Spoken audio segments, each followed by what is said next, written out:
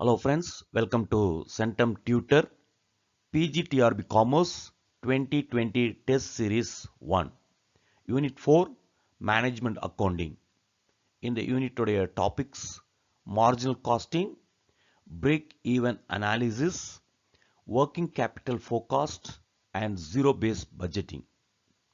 இப்போ நம்ம 20 questions பார்க்கலாம். இதில் problems இருக்கும். அதனால பேப்பர் எடுத்து வச்சுட்டு ப்ராப்ளம்ஸை ஒர்க் அவுட் பண்ணி பாருங்க, ஒர்க் அவுட் பண்ணி ஆன்சர் பண்ணுங்க.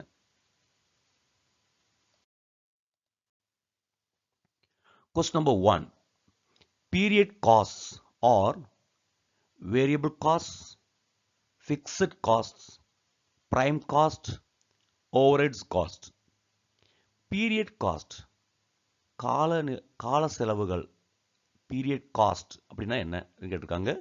Variable cost, fixed cost, prime cost, overhead cost. Question number 2. The main difference between marginal costing and absorption costing is regarding the treatment of prime cost, fixed overheads, direct materials, variable overheads. Marginal costing-க்கும் absorption costing-க்கும் உள்ள முக்கியமான வேறுபாடு எதன் அடிப்படை எதை ட்ரீட்மெண்ட்ல எதை treatment பண்ணும்போது நம்ம முக்கியமான வேறுபாடு. The main difference between marginal costing and absorption costing regarding the treatment of prime cost. இப்போ கீழே prime cost, fixed overhead cost, fixed overheads, direct materials, variable cost கொடுத்திருக்காங்க. இதில் எதை நம்ம பயன்படுத்தும் போது எதை நம்ம ட்ரீட் பண்ணும்போது முக்கியமான வேறுபாடாக கருதுகிறோம் marginal costing-க்கும் absorption costing-க்கும். Third question, factors which can change the break-even point. எந்த காரணிகள் break-even point மாற்றமடைய செய்யும், பாதிப்படைய செய்யும் அப்படின்னு கேட்டிருக்காங்க.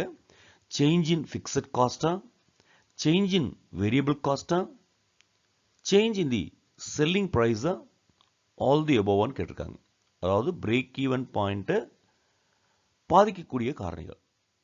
break-even point சேஞ்ச் ஆயிரும். எது ஃபிக்ஸட் காஸ்ட் சேஞ்ச் ஆகும்போதா, இல்லை வேரியபிள் காஸ்ட் சேஞ்ச் ஆகும்போதா, இல்லை செல்லிங் ப்ரைஸ் சேஞ்ச் ஆகும்போதா, இல்லை எல்லாமேவா அப்படின்னு கேட்டிருக்காங்க. Question number 4. If PV ratio, profit volume ratio is 40% of sales, then what about the remaining 60% of sales? Profit volume ratioல profit volume ratio சேல்ஸில் 40%, விற்பனையில் 40%. அப்படின்னா மீதி 60% அந்த சேல்ஸில் அந்த விற்பனையில் மீதி 60% என்ன அப்படின்னு கேட்டிருக்காங்க. ப்ராஃபிட்டா, ஃபிக்ஸட் காஸ்டா, வேரியபிள் காஸ்டா, மார்ஜின் ஆஃப் சேஃப்டியா. இதுக்கு நீங்கள் இந்த பிரேக் ஈவன் பாயிண்ட் பற்றி ஒரு பேசிக்கான ஐடியா உங்களுக்கு இருக்கணும். இருந்தால் ஈஸியாக நம்ம கண்டுபிடிச்சிடலாம். அப்போது ஒரு சேல்ஸில் 40% பிவி ரேஷியோவாக இருந்துச்சுன்னா மீதி 60% அந்த சேல்ஸில் இருக்கக்கூடிய மீதி 60% என்ன? ப்ராஃபிட்டா, ஃபிக்ஸட் காஸ்டா, வேரியபிள் காஸ்டா, மார்ஜின் ஆஃப் சேஃப்டியா. Question number 5. The PV ratio of a product is 0.6 and profit is rupees 9,000. The margin of safety is, பாருங்க, அதாவது ப்ராஃபிட் வால்யூம் ரேஷியோ என்ன கொடுத்துருக்காங்கன்னா 0.6 கொடுத்துருக்காங்க. ப்ராஃபிட் வால்யூம் ரேஷியோ 0.6 அப்படின்னு கொடுத்துருக்காங்க. ப்ராஃபிட் 9,000. அவங்க கேட்டிருக்கிறது மார்ஜின் ஆஃப் சேஃப்டி எவ்வளோன்னு கேட்டிருக்காங்க. 5,400, 15,000, 22,500, 3,600. இல்லை நம்ம கவனிக்க வேண்டியது இந்த ப்ராஃபிட் வால்யூம் ரேஷியோவையும் ப்ராஃபிட்டையும் மார்ஜின் ஆஃப் சேஃப்டியும் இந்த 3 விஷயத்தை இணைக்கக்கூடிய ஒரு ஃபார்முலா என்னன்னு தெரிஞ்சிருக்கணும். அந்த ஃபார்முலாவில் நீங்கள் ஒர்க் அவுட் பண்ணி போட்டிங்கன்னா 2 விஷயம் கொடுத்துருக்காங்க. அப்போ மார்ஜின் ஆஃப் சேஃப்டியை ஈஸியாக நம்ம கண்டுபிடிச்சிடலாம். 6th question, contribution margin is also known as. Contribution மார்ஜினுக்கு வேறொரு பெயர் கூட இருக்கு. அது மார்ஜினல் இன்கம்மா, gross ப்ராஃபிட்டா, நெட் இன்கம்மா, none of the above அப்படின்னு கேட்டிருக்காங்க. அதாவது கான்ட்ரிபியூஷன் மார்ஜினுடைய மறுபெயர். மார்ஜினல் இன்கம்மா, gross ப்ராஃபிட்டா, நெட் இன்கம்மா, none of the above.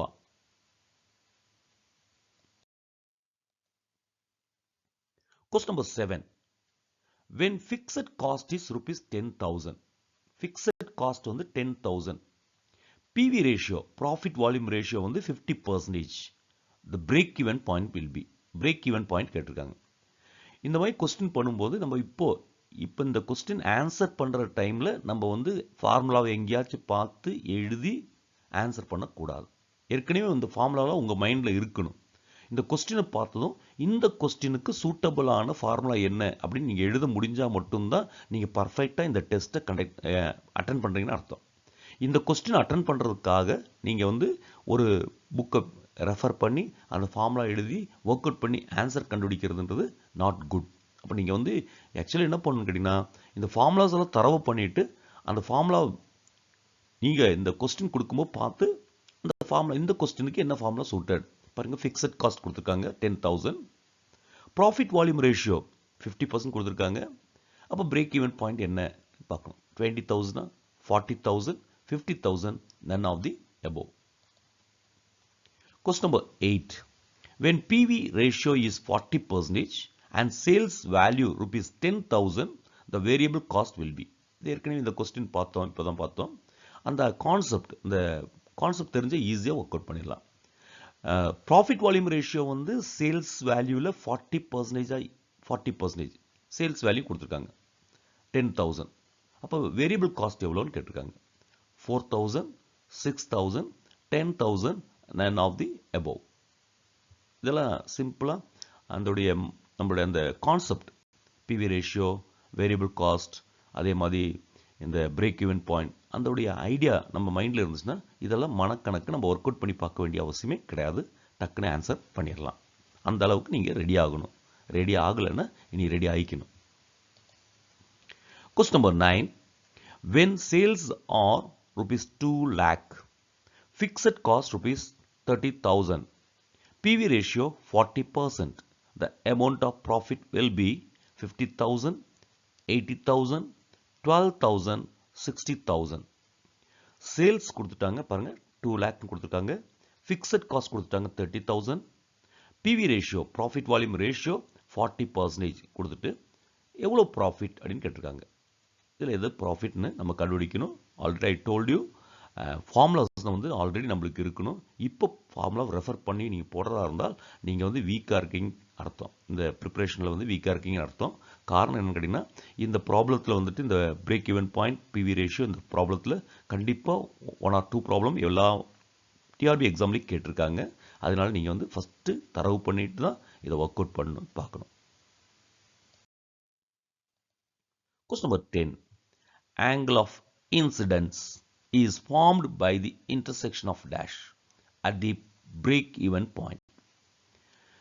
எது அதாவது பிரேக் ஈவன் பாயிண்ட்ல ரெண்டு விஷயங்கள் வந்து இன்டர்செக்ட் பண்ணும், ஒன்றை வெட்டிக்கொள்ளும். அதில் தான் என்ன உண்டாகும்னு கேட்டிங்கன்னா ஆங்கிள் ஆஃப் இன்சிடென்ஸ் சொல்லுவோம். அந்த ஆங்கிள் ஆஃப் இன்சிடென்ஸுக்கு பாயிண்ட்டுக்கு மேலே இருக்க இடம், கீழே இருக்க ஆங்கிள்னு இருக்குது. கீழே இருக்க ஆங்கிள் வந்து லாஸ்ன்னு சொல்லுவோம், மேலே இருக்க லைன் வந்துட்டு ப்ராஃபிட் ஏரியா அப்படின்னு கண்டுபிடிப்போம். அப்போது எந்த ரெண்டு விஷயங்கள் பிரேக் ஈவன் பாயிண்டில் எந்த ரெண்டு விஷயங்கள் ஒன்றை வெட்டி கொள்ளும்போது, இன்டர்செக்ட் பண்ணும்போது இந்த ஆங்கிள் ஆஃப் இன்சிடென்ட் ஃபார்ம் ஆகும் அப்படின்னு பார்க்கணும். Sales line and total cost லைனும் இன்டர்செக்ட் ஆகும்போதா, சேல்ஸ் லைனும் வேரியபிள் காஸ்ட்டும் இன்டர்செக்ட் ஆகும்போதா, வேரியபிள் காஸ்ட்டும் ஃபிக்ஸட் காஸ்ட்டும் இன்டர்செக்ட் ஆகும்போதா, அதாவது வெட்டி கொள்ளும் போதா, இல்லை இது எதுவுமே கிடையாதான்னு கேட்டிருக்காங்க. Question number 11. The difference between the actual sales and the sales at break-even point is, பாருங்க, உண்மையான விற்பனைக்கும் ஆக்சுவல் சேல்ஸுக்கும் break even sales at break even பாயிண்ட்ல இருக்கக்கூடிய சேல்ஸுக்கும் உள்ள வேறுபாடு கான்ட்ரிபியூஷன் சொல்லுவோமா, பிவி ரேஷியோவா, மார்ஜின் ஆஃப் சேஃப்டியா, இல்லை வேரியபிள் காஸ்டா? ஆக்சுவல் சேல்ஸுக்கும் சேல்ஸ் அட் பிரேக் ஈவன் பாயிண்ட்டுக்கும் இதுக்கு ரெண்டு இடையில கூடிய வேறுபாடு, டிஃபரன்ஸ் என்னன்னு கேட்டிருக்காங்க. 12th question. Marginal costing is a dash of costing. Marginal costing என்றது என்ன? It is a method of காஸ்டிங்கா, இல்லை டைப்ஸ் ஆஃப் காஸ்டிங்கா, இல்லை டெக்னிக் ஆஃப் காஸ்டிங்கா, none ஆஃப் தி above. இந்த மார்ஜினல் காஸ்டிங் அப்படின்ட்டு நம்ம அதுதான் டாப்பிக்கே நம்மளுது. அந்த மார்ஜினல் காஸ்டிங்ன்றது என்ன? It is a method of காஸ்டிங்கா, it is a type of காஸ்டிங்கா, it is a technique of காஸ்டிங்கா, இல்லை none of the above. Question number 13. PV ratio shows the relationship between the profit volume ratio அப்படின்றது எதுக்கு இடைப்பட்ட உறவு, relationship அப்படின்னு கேட்டிருக்காங்க. Contribution and sales, profit and fixed cost, sales and variable cost, profit and sales. இப்போ எல்லாத்துலேயும் ரெண்டு விஷயங்கள் கொடுத்துருக்காங்க. எந்த ரெண்டுக்கு இடைப்பட்ட ஒரு உறவு தான் இந்த PV ரேஷியோ அப்படின்னு கேட்டிருக்காங்க. ப்ராஃபிட் வால்யூம் ரேஷியோ கான்ட்ரிபியூஷனுக்கும் சேல்ஸுக்கு இடையில் இருக்கக்கூடிய ரிலேஷன்ஷிப்பா, இல்லை ப்ராஃபிட் அண்ட் ஃபிக்ஸட் காஸ்ட்டுக்கு இடையில் இருக்கக்கூடிய ரிலேஷன்ஷிப்பை இந்த PV ரேஷியோ காமிக்குமா, சேல்ஸுக்கும் வேரியபிள் காஸ்ட்டுக்கும் இடையில் இருக்கக்கூடிய ரிலேஷன்ஷிப்பை காமிக்குமா, ப்ராஃபிட்டுக்கும் சேல்ஸுக்கும் இடையில் இருக்கக்கூடிய ரிலேஷன்ஷிப்பை இந்த PV ரேஷியோ காமிக்குமா அப்படின்னு கேட்டிருக்காங்க. Question number 14. The father of zero based budgeting. Zero based budgeting அப்படின்னு இருக்கு. இந்த zero based budgeting உடைய father யாருன்னு கேட்டிருக்காங்க.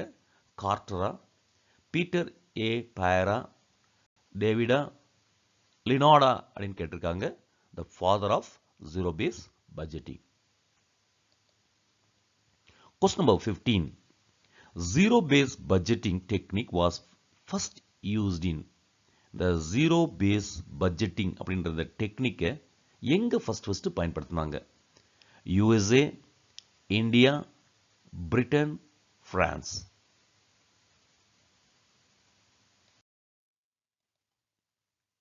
Question number 16.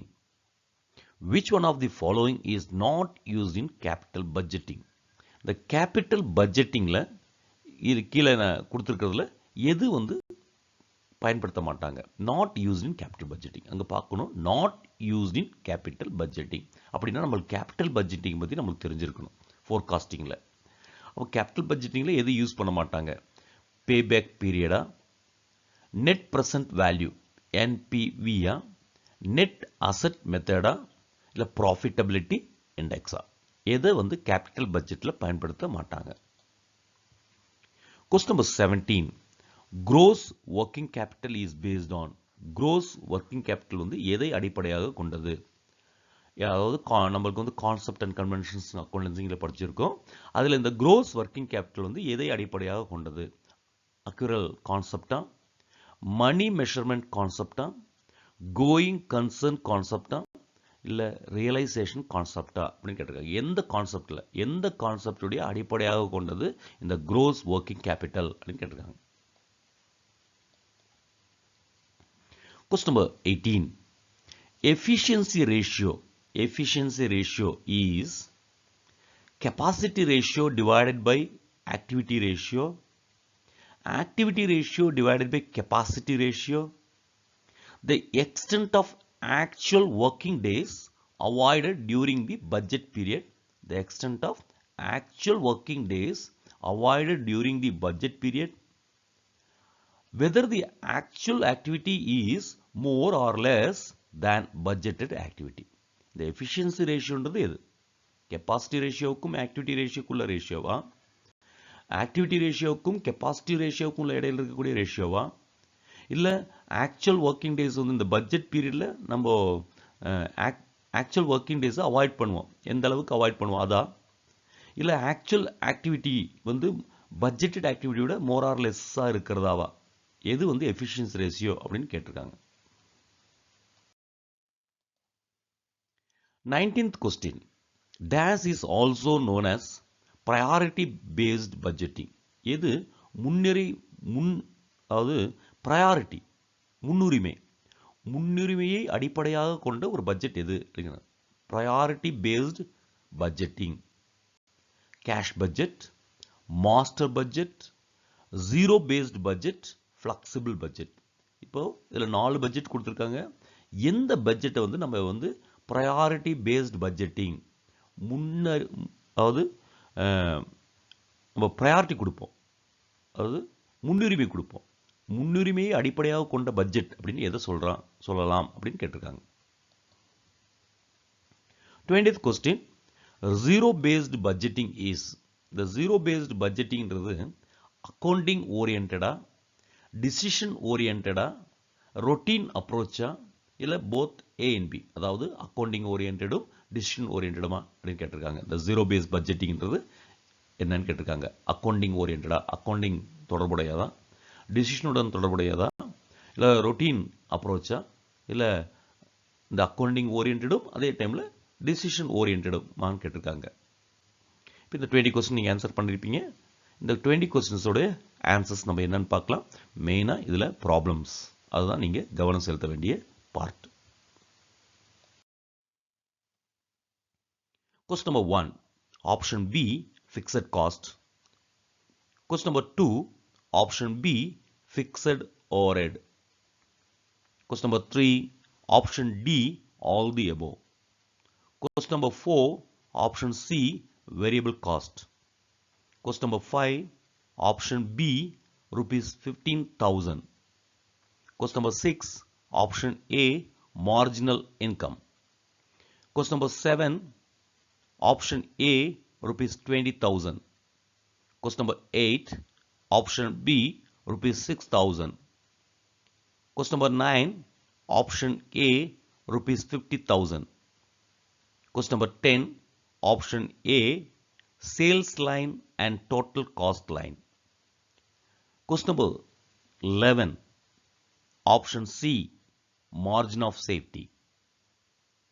Question number 12, option C, technique. Question number 13, option A, contribution and sales. Question number 14, option B, Peter A. Payer. Question number 15, option A, USA. Question number 16, option C, net asset method. Question number 17, option C, going concern concept. Question number 18, option B, activity ratio divided by capacity ratio. Question number 19, option C, zero-based budget. Question number 20, option B, decision oriented. இந்த question நீங்க answer பண்ணிருப்பீங்க. உங்களுக்கு எவ்வளவு மார்க்னு தெரிஞ்சிருக்கும். இந்த மாதிரி கொஸ்டின் மேனேஜ்மெண்ட் அக்கவுண்டிங்ல problem is very very important. Margin மெயினாக வந்து ப்ராப்ளம்ஸ் அப்படின் போது கண்டிப்பாக இந்த மேனேஜ்மெண்ட் அக்கவுண்டிங்கில் தான் உங்களுக்கு அதிகமான ப்ராப்ளம்ஸ். நீங்கள் ரெஃபர் பண்ணி ஓல்டு ப்ரீவியஸ் கொஸ்டின்ஸை பார்த்தீங்கன்னா உங்களுக்கு இந்த மார்ஜினல் காஸ்டிங்கில் ஒரு கண்டிப்பாக 1 or 2 கொஸ்டின்ஸ் வந்துடும். அதனால so you should give little bit extra effort for problems அப்படின்னு சொல்லலாம். ஐ மீன் தியரி கொஸ்டின்ஸ். நெக்ஸ்ட் ரவுண்ட் வரும்போது அடுத்த தியரி கொஸ்டின்ஸ் எல்லாம் வரும். So thank you for watching this video. Wish you all the best.